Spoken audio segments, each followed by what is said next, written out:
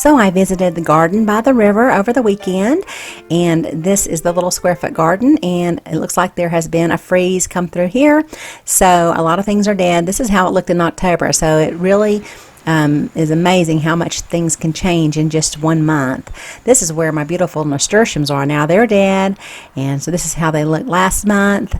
And hated to see those die, but a good frost or freeze will get them real fast. Okay, so this is my zucchini plant, and it also has died. So what I basically want to do is just walk through here and pull out all of the brown and dead plants and get it cleaned up a little bit. Then we'll take a closer look at it. Whenever I pull out some of my plants, I always like to try to save the seeds of the plants that I want to grow again next year. And now I want to go ahead and pull out the pepper plants. They obviously are dead. And the soil, as you can see, is so dry. We haven't had, I don't think, rain since I was here last. So this will give you a little bit of the idea of the weather in the area.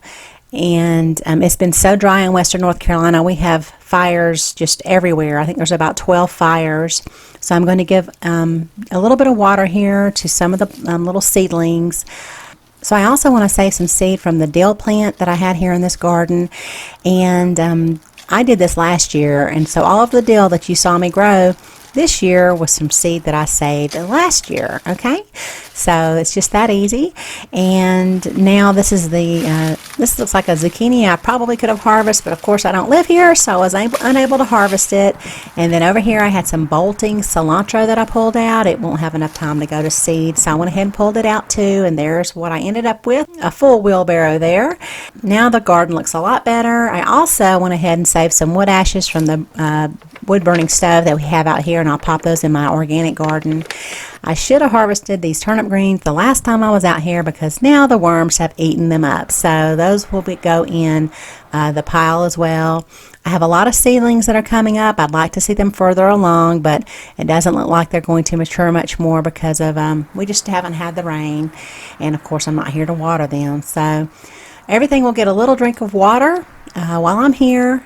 But it will be fun to see what it will be here in the spring when I return. So I will take home some scallions, and then I'm also going to take home some of these carrots. These are two things that I've shown you how to grow. And if you are having any issues in getting your seeds started, remember you do need to keep those pretty moist until they germinate, okay? And I love this soil mixture here in the square foot garden method. Seeds germinate pretty easily in this soil.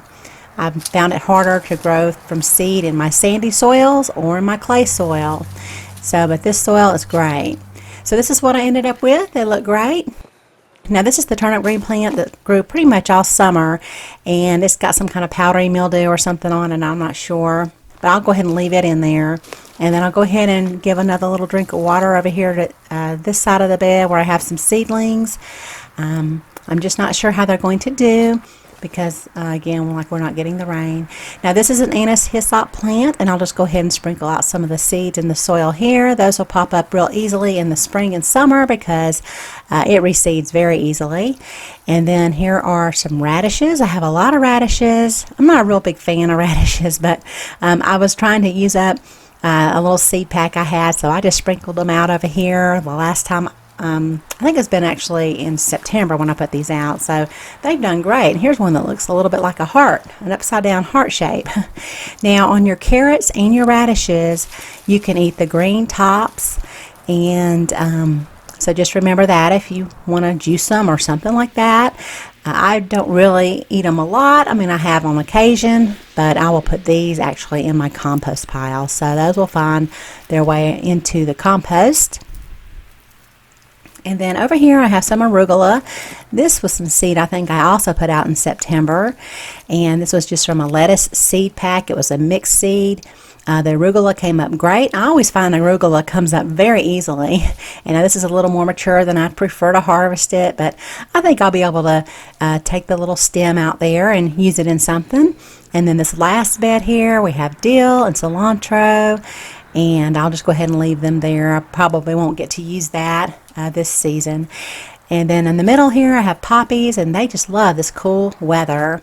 So this is what I ended up with, and I hope you're having a good fall season as well. And if you enjoyed the video, please let me know by heading down there, giving me a thumbs up. Also, if you're new to my channel and you'd like to see some more of my garden tours and how things grew for me in 2016, you can head on over to my playlist section on my channel, and I have a 2016 garden tours and harvest for you over there if you want to just kind of check them out. So thanks so much for watching, and y'all have a beautiful day.